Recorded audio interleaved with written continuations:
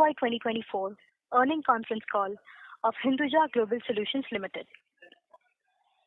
From senior management, we have with us today Mr. Partha Sarkar, Whole-Time Director and Group CEO, Mr. Srinivas Palakodeti, Global CFO, Mr. Winsley Fernandez, Whole-Time Director, HGS and Head of Digital Media Business, and Mr. Lakshmi Narayanan, CS, Chief of Staff, NXT Digital and Chief Financial Officer, One OTT Entertainment Limited. As a reminder, all participant line will be in listen-only mode, and there will be an opportunity for you to ask questions after the presentation concludes. Should you need assistance during the conference call, please signal an operator by pressing star then 0 on your touch-tone phone.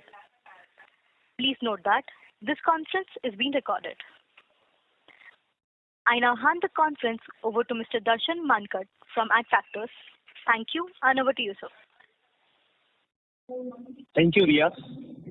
Good evening, everyone. We welcome you to the earnings call of Hinduja Global Solutions Limited for the third quarter and 9 months ended December 31, 2023. Before we begin the earnings call, I would like to mention that some of the statements made during today's call might be forward-looking in nature, and hence it may involve risk and uncertainties, including those related to the future financial and operating performance. Please bear with us if there is a call drop during the course of the conference call. We would ensure the call is reconnected the soonest. I would now hand over the call to Partha sir for opening remarks. Over to you, sir. Very good afternoon, Darshan. Thank you very much for that introduction. And ladies and gentlemen, thank you for taking the time to attend to our call today. Start with the fact that we had some strong set of numbers in quarter 3. You probably have our deck in front of you as we speak. That's been uploaded on our website. Key callouts of this quarter is the double-digit growth in top line across the business process management services and the digital media services. We've also seen a very good improvement in EBITDA and margin expansion on a year-on-year basis from 11% to approximately 16%. Our profit before tax before exceptional items stood at rupees 16.2 crores compared to a loss of 28.4 crores. So that's a good turnaround. You probably see that in the numbers. However, our PAT was down due to some exceptional items and also quite a large number of tax reversals that were done. I'm also glad to say that we've also seen a good pipeline. As you know, we've been investing in sales since the divestment of our healthcare business.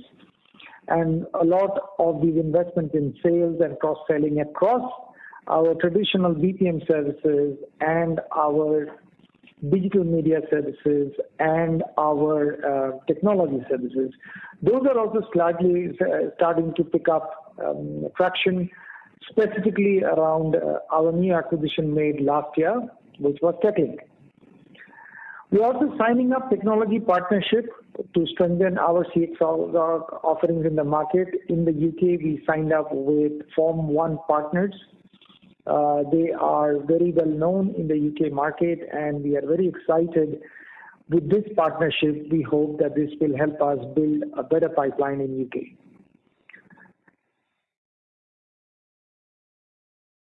I would say that there is a fair amount of economic uncertainty that still continues driven by high interest rates. As you know, inflation is probably coming under control, but the banks have still, the Fed particularly has still given an outlook of holding on to interest rate. They are increasing it, but nor are they reducing it.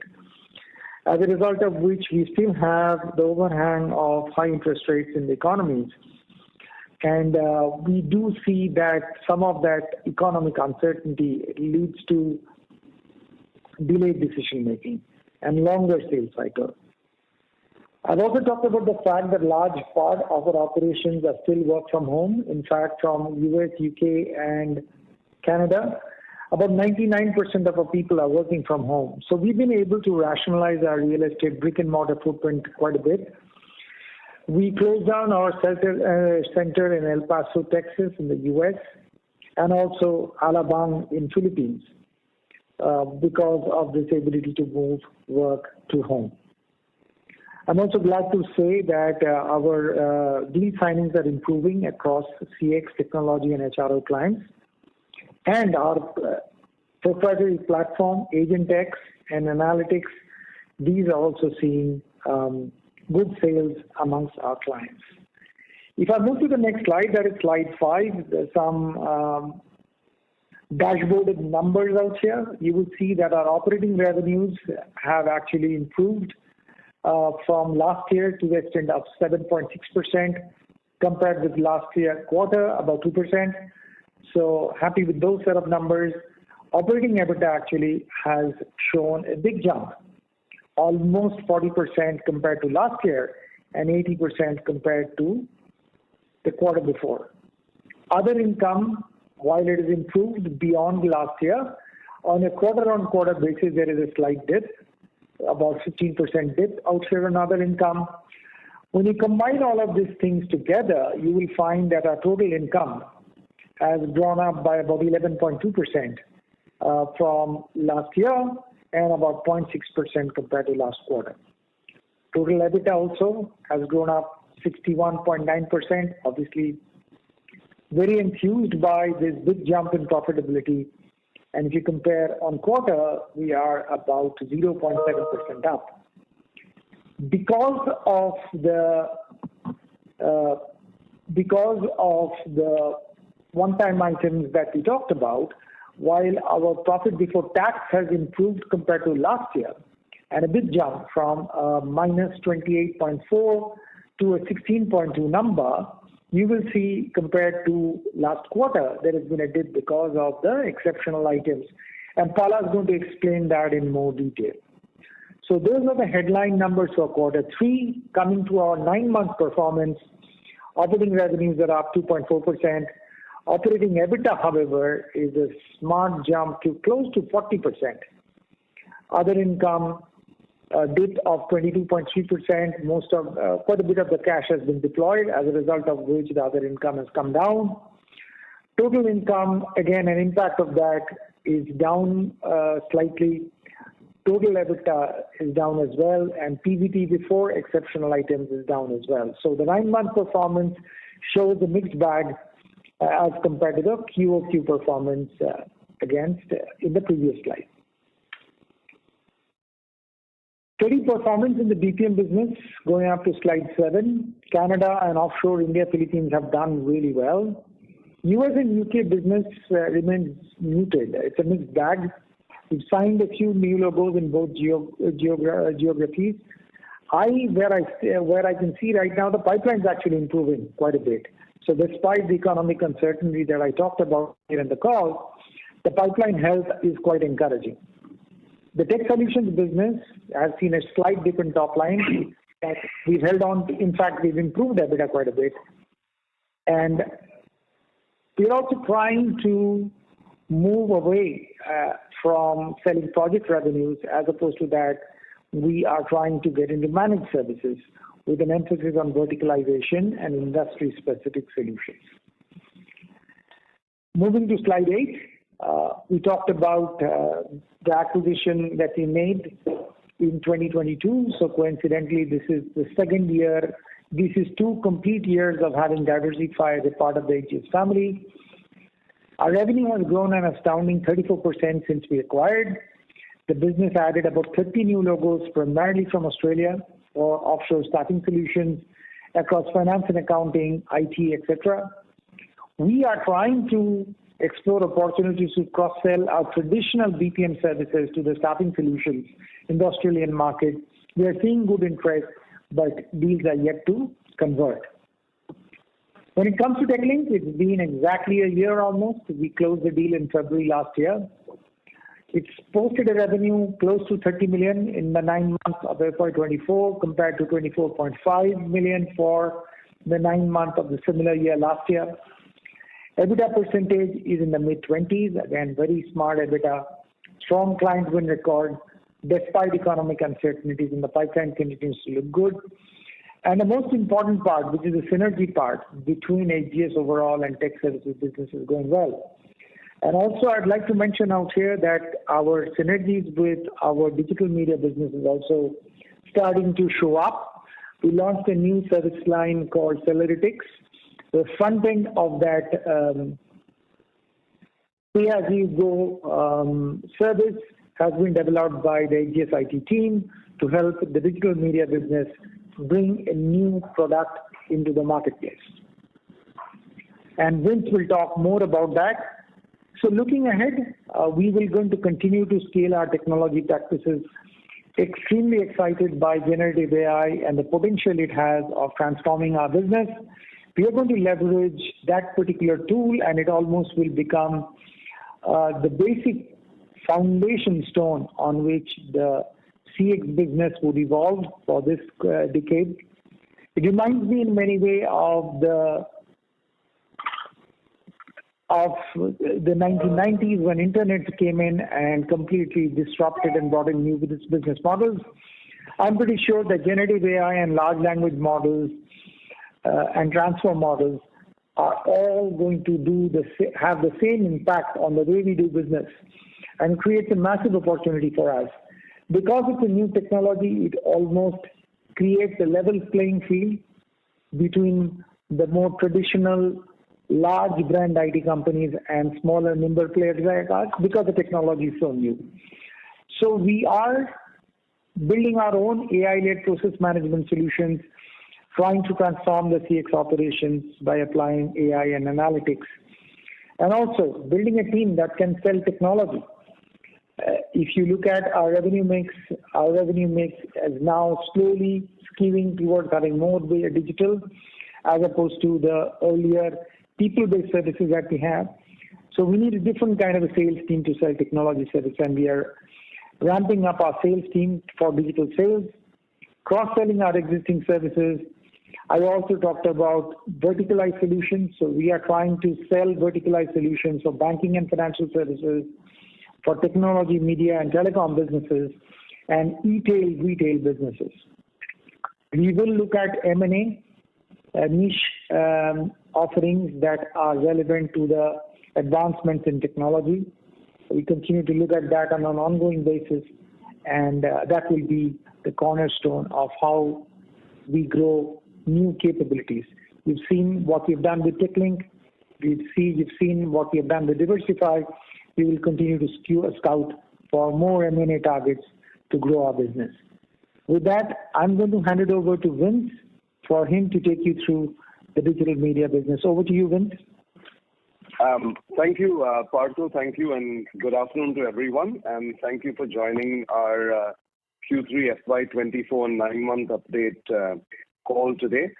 First of all, before I start off, I request someone to confirm that my audio is clear, please, so I don't... Darshan or someone, can you all confirm if you all can hear me loud and clear, please? Yes, sir, your voice is loud. Thank you very much. I'm going to start straight away with slide number 11, and this slide 11 that you can see on your screen is an extremely proud and truly humbling moment for us as well. We were delighted to launch our new product from our enterprise business called NetX. We actually launched it, operationalized it on January 22nd at the inauguration of the Sri Ram Mandir in Ayodhya. Truly, I mean, there can't be a better occasion or a better time to launch a solution than this. Effectively, we provided connectivity from the cameras that were set up at the inauguration of the temple, all the way to global broadcasters overseas who were showing it live and therefore connecting it and providing live feeds of the inauguration to millions and millions of people across the world. So I think there's no better way than to kick off the launch of NetX. Just to give you an idea, and I go back a bit on this call, if you recall when we launched Cellretics, and we mentioned this in the Q2 call as well, the key objective of Cellretics was to change the enterprise business unit, the enterprise business landscape, and working very closely with Hinduja, with the HGS IT teams and development teams. The kind of synergy that has gone behind developing these solutions has been incredible. And NetX, just to tell you, is effectively a premier and probably the first of its, not probably, it is the first of its kind platform, aggregating platform in India. It connects enterprises, national enterprises, with about 18,000 internet service providers across the entire country. And we've already signed on key anchor customers across multiple segments like retail, BFSI, etc., to use this product. I think this is an important thing that even Partho mentioned. The entire back-end development is testimony to the kind of synergies that HGS, BPM, and the media business have kind of worked on and developed. The HGS IT team and Next Digital teams have looked at three specific areas which have been of importance and which we all continue to push, namely artificial intelligence, analytics, and automation.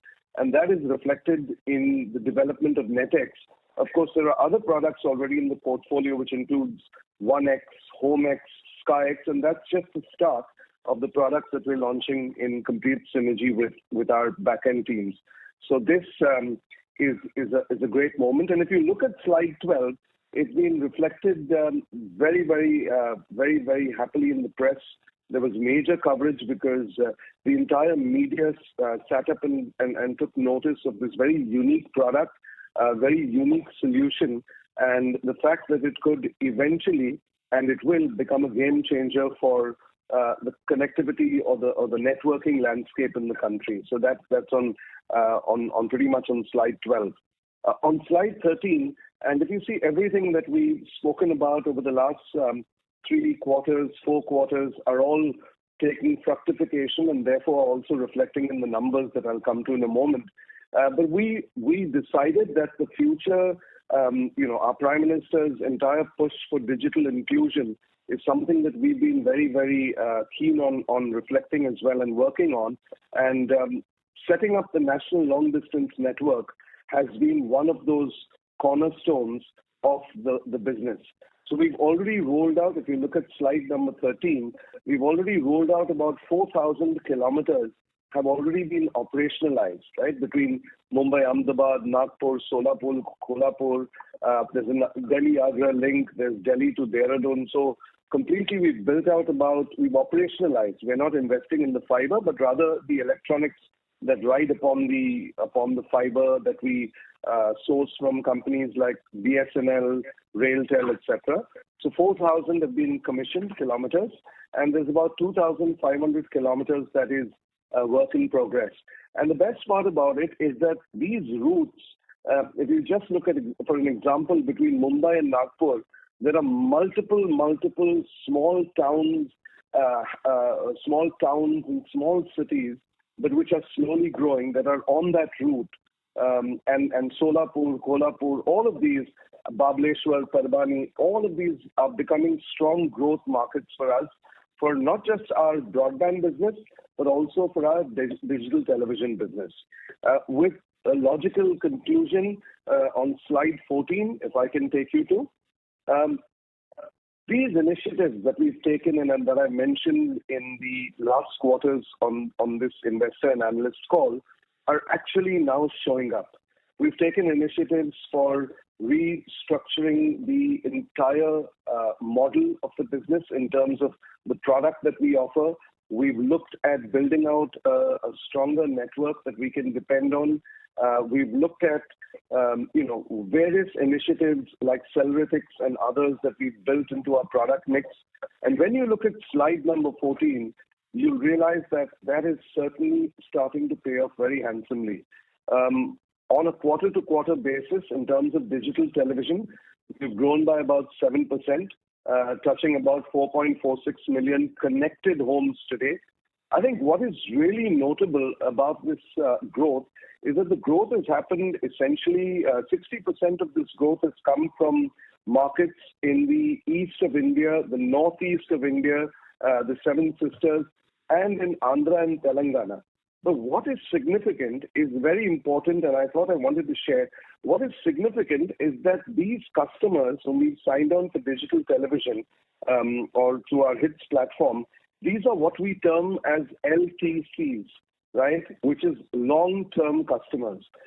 In our parlance, it's long-term customers. What it means is that these customers enter at the lower level of the ARPU market or the average revenue per user. So they take a package, say, that's probably worth about 200 rupees or 180 rupees. And then they keep on growing because these are customers who are experiencing, a lot of them are experiencing pay television for the first time or just moved from the first level to the second level. So for us, these customers that we've added on are going to provide growth for us or fodder for us to grow over the next, not quarters, but over the next years. And the strength of that is also reflected in the churn control. If you look at the churn control, over several quarters, we've been able to bring down the churn in this last quarter in Q3 to about 1.57%, which is, I can assure you, is one of the best in the industry today in terms of digital television. On the other side, our broadband business is the excellent growth story. We've grown over 32% as compared to Q3 of last year. And just on a quarterly basis, we've grown by about 13%. And this is pure subscribers, connected homes. And this reflects the slide that I mentioned to you earlier, the operationalizing the long distance network that we have. So a lot of this growth has come from those markets that earlier probably didn't have great connectivity or didn't have a reliable service provider or who couldn't provide them a quality of service. So providing a quality of service and fulfilling a need gap is something that we focus on. And clearly, as you look at it, we've been able to grow by about 13% on a quarter-on-quarter basis. And at the same time, ensuring the churn is also managed. One thing, as we have shared in several calls, is that we are focusing on the quality of customer and the quality of revenue rather than just growing it. So the best part is these customers that you're seeing are part of a portfolio which will continue to grow. So effectively, to kind of summarize where we are at, we've taken a lot of initiatives. We took multiple initiatives. We took the initiative to ensure that we built new innovative models for our digital television business. We looked at strengthening our broadband business and laying a very strong foundation for growth by commissioning the national long-distance network of about 4,000 kilometers. We looked at how do we take how do we leverage all our infrastructure? How do we leverage the incredible synergy that we have between the IT team of HGS and the Next Digital needs to grow the business and its requirement of artificial intelligence, analytics, and automation. And we came up with Cellritics, which has now launched NetX and is in the process of commissioning customers on NetX, SkyX, HomeX, and OneX. So effectively, the good thing is that the business is clearly on track. It's working as a strong cohesive unit, and the benefits of the synergies are clearly beginning to come out. With that, I'd like to wrap up, and of course, we would be happy to take questions at the end of this. And I'd like to hand over this to Srinivas Palakadetti, who is our global CFO. Pala, over to you. Thank you, everyone, for listening patiently. Much appreciated. Thank you, Vin. I hope all of you are able to hear me clearly.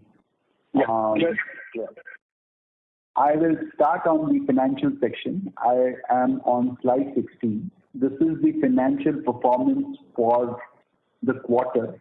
As you will see, revenues have grown. The operating revenues have grown 7.6% on a year-on-year basis, and they have grown by about 2% on a sequential basis. Looking at the operating EBITDA, there is a substantial increase, about close to 40% on a year-on-year basis, and on a sequential basis, EBITDA is up by about 18.1%. So very strong performance. This is being driven by the very successful TechLink acquisition, other parts of the business like Canada. Also, we have mentioned in our earlier calls, we are taking a lot of steps to rationalize our real estate costs and other costs, and you're seeing the benefit of those cost measures as well, as shown in the improvement in profitability.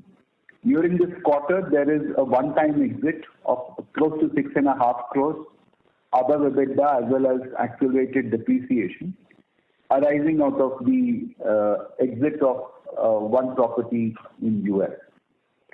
Coming to PBT, there is, as Partha mentioned earlier, for the profit before tax, before exceptional item for the quarter ending December 22 was 28.4 crores.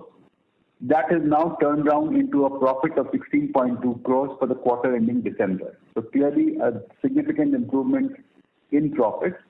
Though on a sequential basis, there is a small drop that is primarily coming despite the increase in EBITDA. That is primarily being driven by the drop in other income. And as you will see from the publication page, we have a loss arising out of FX fluctuations. These are year-end or quarter-end exchange rate variations. Less in India, but primarily in other markets where we operate, where the local currencies have appreciated against the US dollar. Moving on to next slide, again on 9-month basis. Revenues are up 2.4%, but the thing to really call out is the very strong operating EBITDA improvement. When we say operating EBITDA, this excludes any impact of the other income. So it excludes FX fluctuation or interest income. And you will see a very strong performance here again. EBITDA is growing by about 39.3% on the 9-month period year-on-year comparison. Moving on to slide 18, this is the summary financial performance. As you will see, the total EBITDA is for the quarter is 16% compared to 11% in Q3 FY23 and pretty much at the same level, marginally higher than the quarter ending September, where EBITDA margins were 15.9%. Operating EBITDA, again, significant improvement over Q2 FY24 as well as Q3 FY23. Coming back to the items on exceptional items, last quarter, for the quarter ended September 22, there was a one-time increase impact of 33 crores. This is coming from the erstwhile healthcare business and also on account of there are also some tax reversals. So that's why you will also see a 47 crore negative number on the tax line for the quarter ending December of 22. So because in the absence of these two large items, PAT for the quarter ending December 23 is appearing lower than the profits for the quarter ended December 22. But from an operational performance, if you look at PBT before exceptional items, you will see a strong turnaround from a loss of 28.4 crores to a profits of 16.2 crores. And the sequential basis, the decline in profits is primarily on the account of other income. As you will see, there is a drop of about 16 crores between quarter ending September and quarter ending December. Moving to the 9-month performance, just to call out strong improvement in the EBITDA, operating EBITDA, as well as operating EBITDA percentages. The total EBITDA is lower, primarily on account of drop in other income. As you will see, that has come down from 403 crores to 313 crores. Two big drivers for this. One, for the 9 months ended December 22, there was an FX gain of 72.5 crores. That has come down to 26.83 crores for 9 months ending in December. Also, the other components of other income have also come down. This is primarily reduction in interest income. You will recall there was a buyback of 1,020 crores and taxes related to that. There has been a large outgo during FY24. So that has also led to a reduction in interest income. So the overall drop in performance is on account of the drop in other income. And also, as I mentioned earlier, there is absence of exceptional item and tax reversals. So that's why at a PAT level, profits are lower.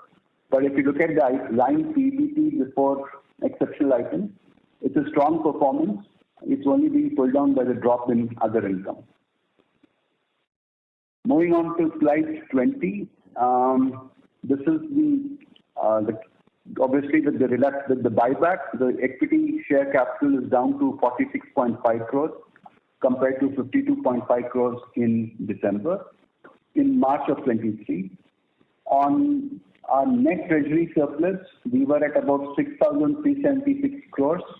That's come down to 4,893 crores, primarily on account of the buyback, taxes on buyback, as well as the funds which went out for the acquisition of TechLink.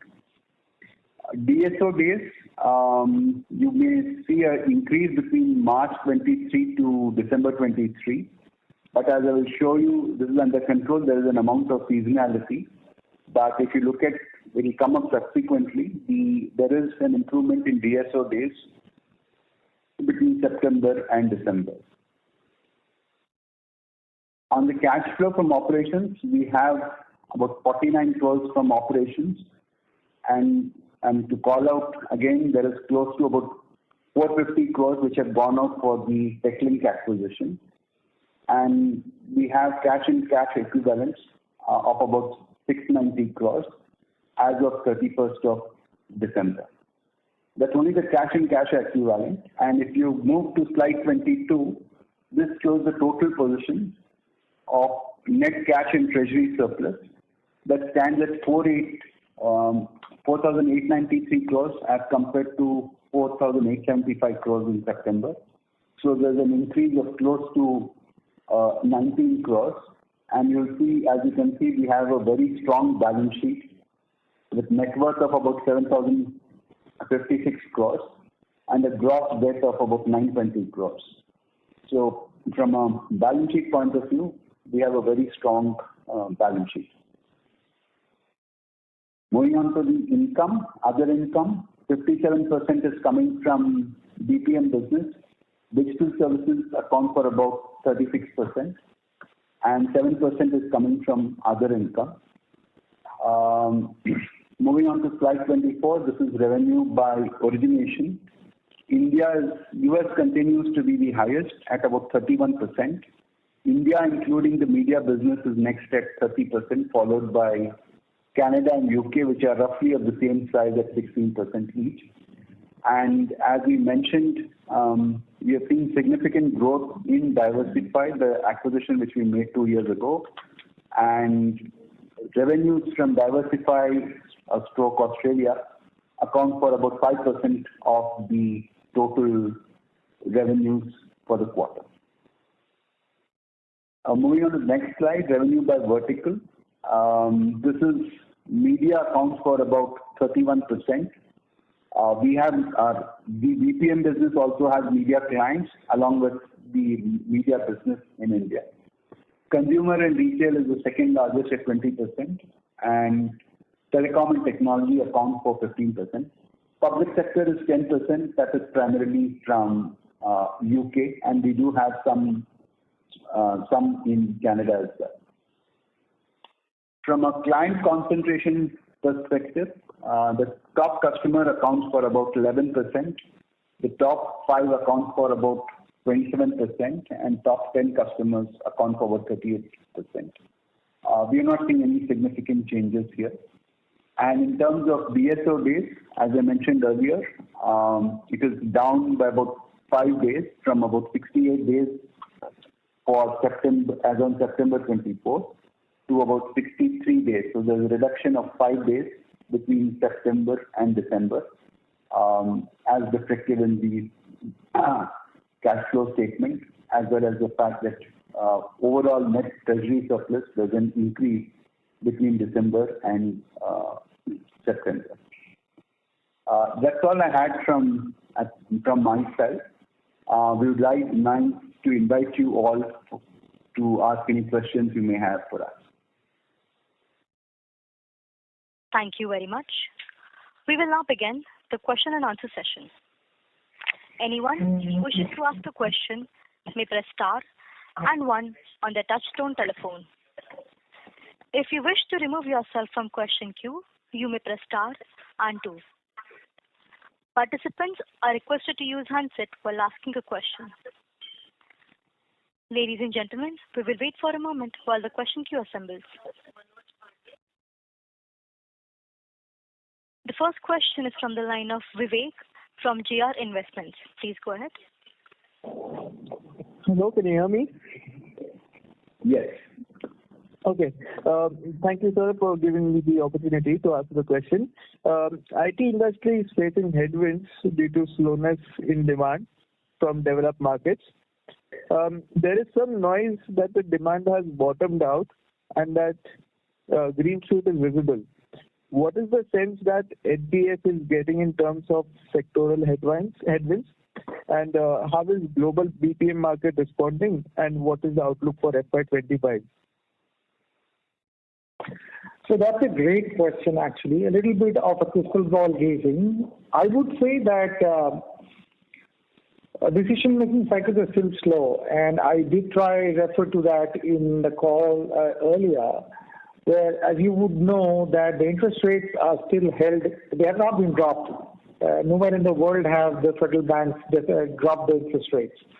So they're still high. Cost of credit is high. As a result of that, economies are still uncertain as to where this is headed.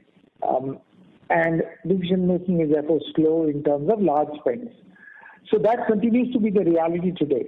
Whether it has bottomed out or not, I don't think I'm qualified to comment on whether it's bottomed out. I'll tell you where the new opportunity is. The new opportunity is in the field of large language models and generative AI. That is going to be as transformational as the internet was in the 1990s in the way it created new business models and disrupted old business models. I think generative AI in many ways is going to do the same for many industries across the board. And that, as I mentioned, since it's a new technology, that kind of levels the playing field between established big players and newer small players like us, because nobody has an edge on anybody else. So that is a new opportunity area that I think will drive growth and going to drive growth significantly. So that's the outlook that I can talk about right now. Generative AI being general purpose technology cuts across verticals, cuts across service lines, and it will be deployable across industry verticals. It will be deployable across service lines. That, I believe, is going to drive future growth. I mean, it's a slightly long-term, well, not long-term, because if you've seen the speed of adoption, it actually got adopted really, really fast. So it's probably not in the long-term outlook. It's probably a medium-term outlook that I can talk to about right now. Thank you, sir. And this is the final question. Sales growth in the last quarter has largely been subdued with the company's revenue in the range of 1,100 to 1,200 crores. Margins have been highly volatile as well. How do we see FY25 turning out to be in terms of revenue growth and profitability? Actually, if you see the quarter-on-quarter performance is actually quite positive. You would have seen the numbers. I'm happy with those numbers. Okay, we don't give guidance for the coming quarters. We do see growth being as per our traditional growth rates, and we would definitely try to improve the margins. So we won't be able to give you specific numbers. We don't give the guidance. Thank you, sir. That's all the questions I had. Thank you. Next question is from the line of Janish Shah, an individual investor. Please go ahead. Yeah, sir. Thank you for giving an opportunity. Maybe my understanding with this company has been very limited, and so I apologize if I've been very naive, maybe asking very naive questions. But when you're looking at your business process management business, you clearly said that generative AI is going to be the cornerstones for growing this business. If you can just give a little bit of an understanding as to how the world is changing, because what we understand earlier, the BPM business has been a cost arbitrage business where the companies who are either to the third party because there is an advantage on the cost which people will be getting it. But when it comes to implementation of the technology, how do we see this business transforming? In a sense that the client, the customer, our customer itself can deploy those technologies and get the benefit rather than outsourcing it to the companies like Hinduja Global or any other BPM companies which may be offering them probably or it would be little cost effective to do it in house. How I mean if I've made myself clear.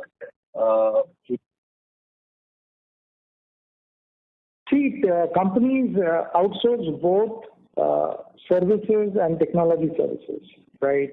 And we are on both ends of the spectrum. It's not that because it's technology they do it in-house. Even technology services are significantly outsourced today. And we play in that field, right? We also have a technology arm which has about $100 million of revenue today, which is the combination of AGS Digital and TechLink. So just because the technology is generative AI is coming doesn't mean that people will take the processes in-house and try to deploy the technology themselves. They will still go and depend upon outsourced service provider to provide that technology. Because people who are in the insurance space, people who are in the banking space would rather spend their time on improving their core product as opposed to try and improve their service. That is what traditionally has been outsourced, and I don't see that trend changing. So, answer to your question is, just because this technology is available, will people take it in-house? I seriously doubt it. The technology will be deployed, and they will depend upon third-party outsourcers like us to help them deploy the technology. Okay. My second question with regard to this is, when we bring in these or use these technologies, obviously the automation probably will help us improve the margins. I mean, the revenue growth, probably there will be a cost deflation, which may happen because of the implementation or use of generative AI in our business. So the question around that is, how are we going to see the revenue growth? I mean, in a sense, do we need to pass on these benefits to our customers, which maybe remain like the business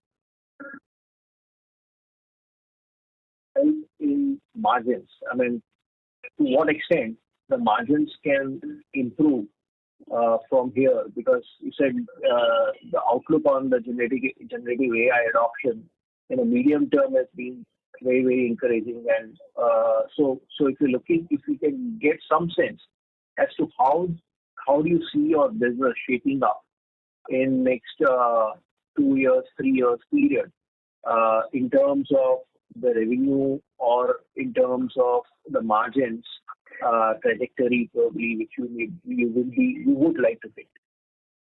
I think that's a very good question. Part of the technological deployment may end up cannibalizing some of our revenues. So I would still use the word may. I believe that today's service levels are less than optimal. If you look at hold times when you call up helpline, the hold times are significantly high, 10 minutes, 20 minutes, etc. That is because our clients don't deploy enough number of people to answer those calls. I believe with technology deployment, that hold time will actually go down, which means that if you call somebody, if you call up a particular helpline, you will get an answer within 20 seconds or 30 seconds. And that answer may not be a human being answering it. It may be a self-service bot who is answering it. So that 10-20 minutes hold time that you have today will convert itself into revenue because you will not have that hold time. But by technology, we will be answering this as opposed to using only people. So that is the place where it is a little difficult for me to do a crystal ball gazing and tell you whether it's going to impact revenues. Okay, because I believe that 10 to 12, 30 minutes delay, that is pretty normal for many care and helplines, which go away, and that's going to create revenues. But we will not need as many number of people to answer those queries as people will be able to use technologies to answer those queries. And that is where I believe the margin outlook will improve. So revenue, I won't be able to give you a clear picture, but margins, I am reasonably clear, will improve significantly going forward. Could we get some sense, like today you are having, I think the blended margins are on the EBIT margin side, it's been around like at 11-12%. Where would it go to? I mean, is it going to be like mid-20s or like how do we, I mean, I'm sure the improvement is going to be there, but if you can just give some sense about the trajectory where it could land up. Yeah, look, we will improve for sure. We don't give guidances. I think I mentioned that earlier in that earlier caller. I think I'd asked for that similar. But we don't give guidances. So we will try and see the margins will improve. I won't be able to give you a specific number today. Okay. And on the digital media business, I mean, broadband and like, if you can just give a little brief about how do you want this business to shape up in terms of the deliveries and transformation. As you're saying, the businesses are undergoing a transformation. And how do we see, again, that business needs to turn positive? So how do we see the business shaping up in terms of the margins in that, and what are the KPIs or what are the medium-term deliverables which you have set yourself for in this business? Yeah, so that's a question I would allow my colleague, Mr. Vince Fernand, to answer. So Vince, will you please take over from here? Sure. So Mr. Shah, good afternoon. The way that this business is, the fact remains that even today, as I speak to you, the television in India, we talk about OTT, we talk about people using, digital solutions, but the fact is, penetration of television in India is still around 65 to 66%. There's a significant headroom available for growth. That's number one. Number two is that wired broadband is still a long way to go. While we have close to just under 300 million households in the country today, 288 million or so, about 35 million have wired broadband connections. What I'm trying to establish for you is that the kind of headroom available for growth is significant. And if you look at broadband, we took a conscious decision to operationalize a significant national long-distance network across India. We've completed about 4,000 kilometers already, and we're looking to close just under probably around 7,000 kilometers. And the idea is to connect as many people in terms of a quality service. But I think the one thing when you asked in terms of what is the horizon, is the important thing that we are focusing on as an organization to therefore effectively work on the path to profitability, as in significant profitability, is to provide an integrated solution. So wherever our growth is, we're not just offering either digital television or we're not just offering broadband. We're saying here's a combination product or an integrated product of digital television wired broadband in certain markets with speeds up to about 1,000 Mbps. OTT, we've got a product called NextPlay, which is an OTT aggregation solution, offers about 300,000 hours of OTT content. And then on top of that, we're going to layer other products like voice over IP, public Wi-Fi, and of course bespoke CCTV solutions. So I think from a roadmap perspective, the strategy, the initiatives that we've taken over the last couple of years coming out of the lockdown, we've obviously upped our game significantly, and thanks to the integration, if I may use the term carefully, with the HGS business, we've also started to look at how do we leverage future technologies for our business. So the aspect of artificial intelligence, analytics, automation is already there in our NextPlay OTT aggregation. Cellulytics is the second beneficiary, where all the product portfolios that we're rolling out for enterprise businesses, and like I just mentioned to you, we're very proud to have used NetX, a solution for the inauguration of our Sri Ram Mandir in January. I think all of those are coming together at the right time, and not at the right time. They're coming together as part of a well thought out, carefully thought out plan, which has milestones at every stage. And our milestones are very granular in nature, Mr. Shah.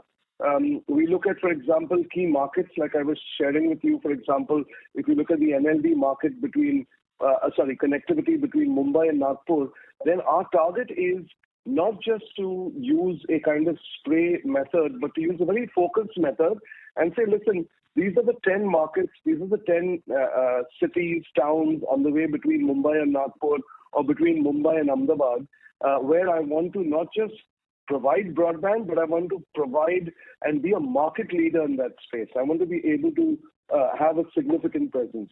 So I think those are the KPIs, sir, that we are keeping on putting together, and you'll keep on seeing that traction happening quarter on quarter. I hope I was able to answer your question, Mr. Shah. Yeah. So two things in addition to this.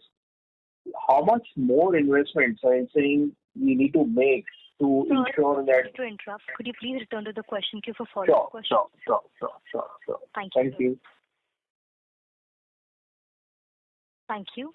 Next question is from the line of Vignesh from Vig Associates. Please go ahead.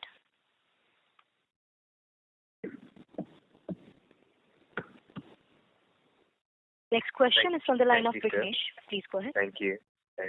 My question today is, what is one major growth driver that the company is looking for the next 3 years, and what's the strategy in place to stabilize the margins?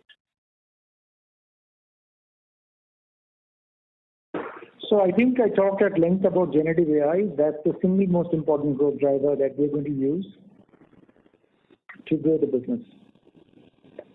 And I did talk about margins. I believe that as we deploy more technology, our margins are going to improve. Thank you. Just have a follow-up on that one. So HGS is developing its own proprietary model of generative AI. Do you have any figures of what kind of investment has gone in it so far? And how's the company going to pitch it to existing and probable customers amidst competition from the likes of Google, Microsoft, and others?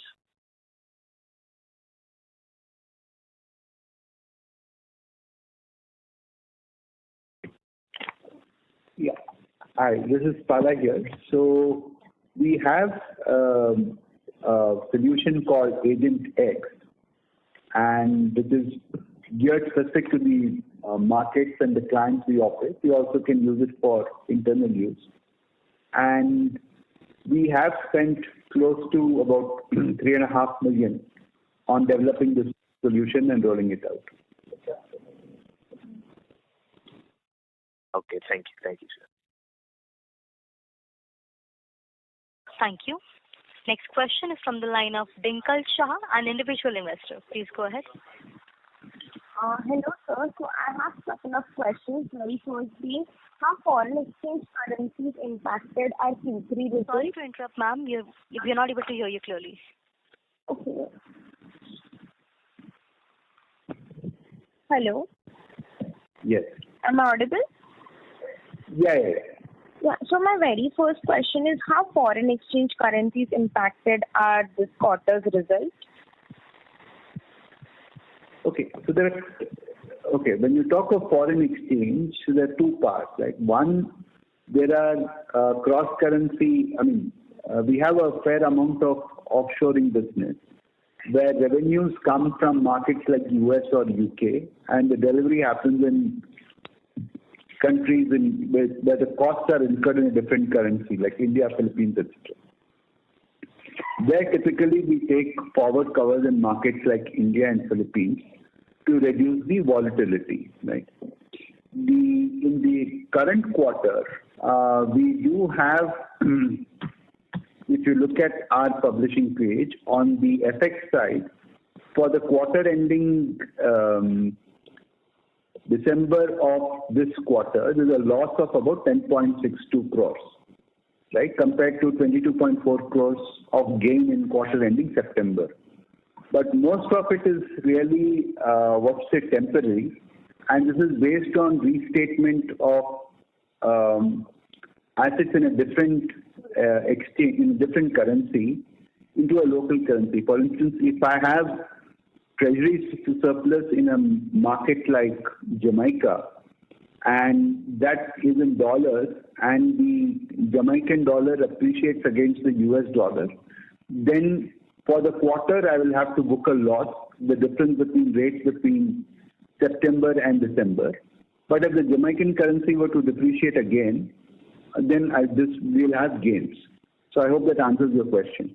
Yeah, it does. So are there any other hedging strategies in place, that you might use to mitigate this fluctuation risk? Okay. Where there is actual cash flows, I've already said we take forward covers. Okay. For pure balance sheet items, right, which is just exchange rate fluctuation between 30th September and 31st March, December,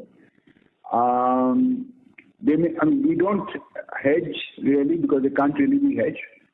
There are instruments which may be available, but sometimes the solution can be worse than the problem, so we don't do that.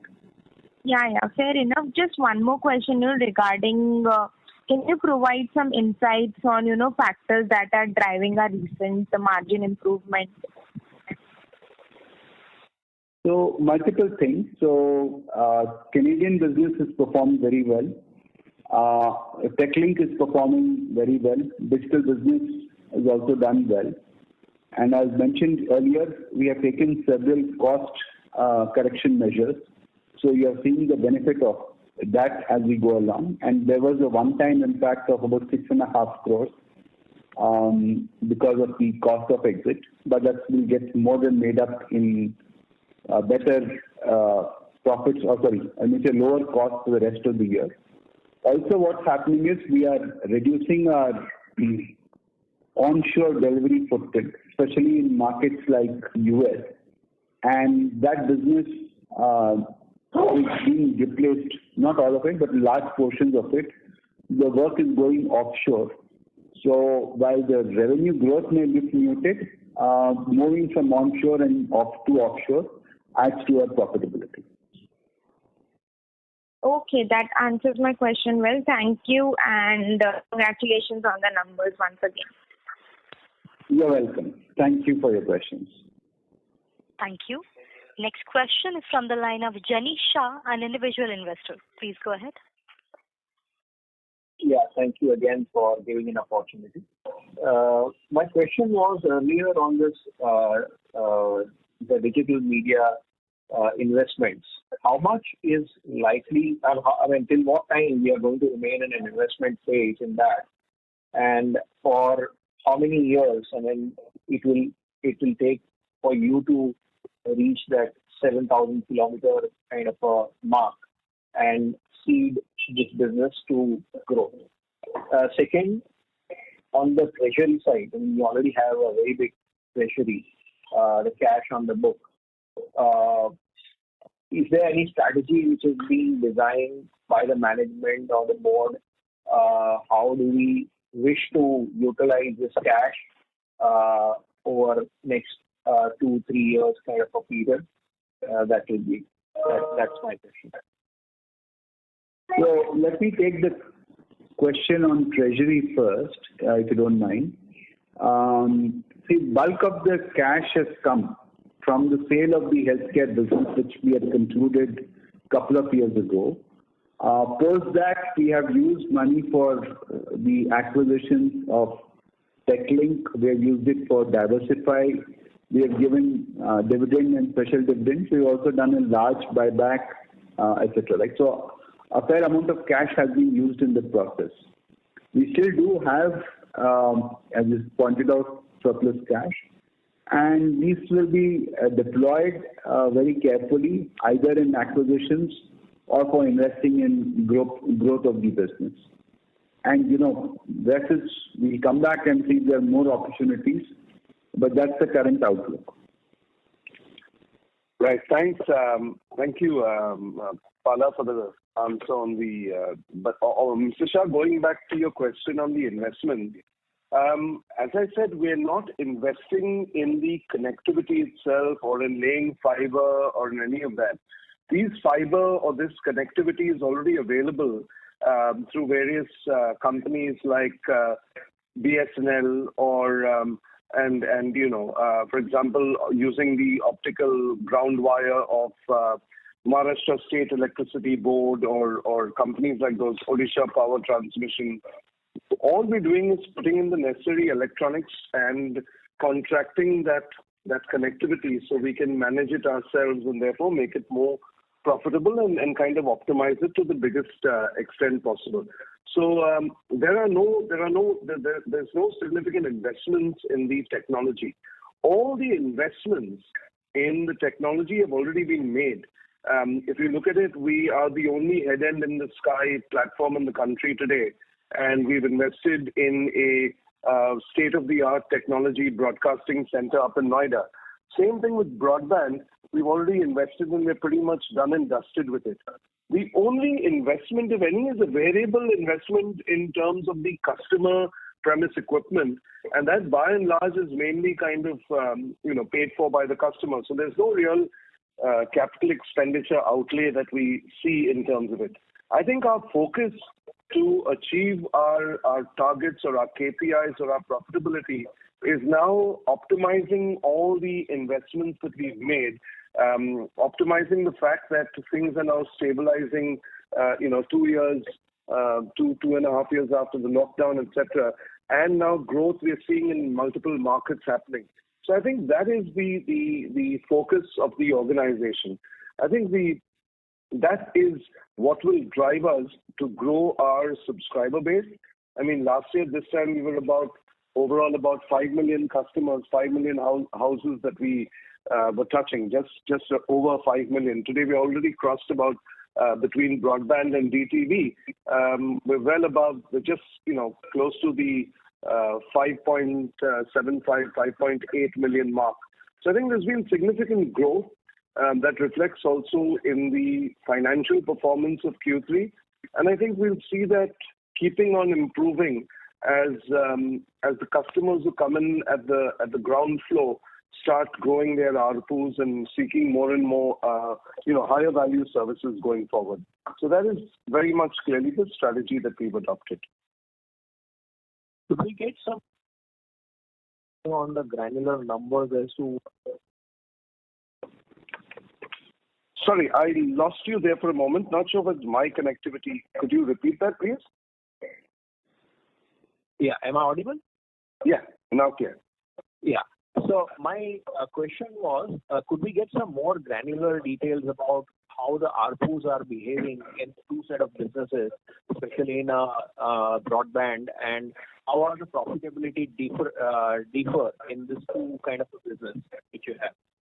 So in DTV, in digital television, a lot of the businesses, so just to our ARPUs, when you look at it, and that's something while it's part of our KPIs internally, are well within the range that the industry talks about, which is between 200 and 300 rupees, right? Because don't forget that there's intermediate, a local cable operator or a last mile owner or a digital service provider there.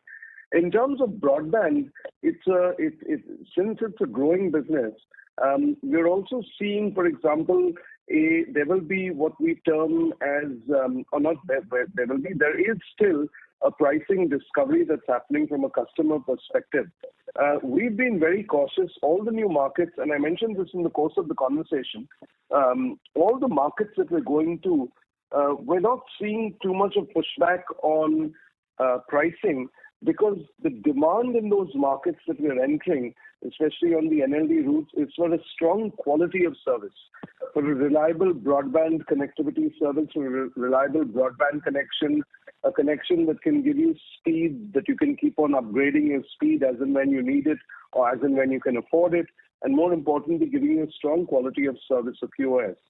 So there again, it ranges anywhere between 175 to about 300, 350 for a franchisee customer, and it could go, any price for a broadband direct-to-home customer or a fiber-to-the-home customer. So I think that's and to be honest, it's not so much as important a KPI, Mr. Shah, as is the duration of the customer. So if I sign you on tomorrow, Mr. Shah, and I sign you on, you have two options. I sign you on a 700 rupee pack per month, or I sign you on a 300 rupee pack for 3 months. I'm happier to kind of sign you on a long duration pack, because also I know your renewals will be much, has a greater chance, because the cost of renewing a customer who's on a shorter duration pack is always more challenging. So, that's the kind of metrics that one would look at.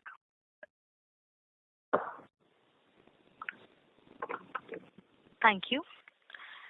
Ladies and gentlemen, that was the last question of the day. I now hand the conference over to Mr. Partha Sarkar for closing comments.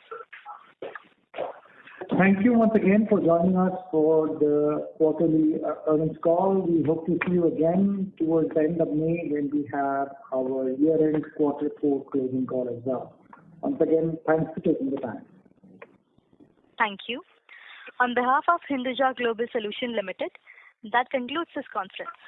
Thank you for joining us, and you may now disconnect your lines. Thank you, everyone. Have a good weekend. Thank you. Bye-bye.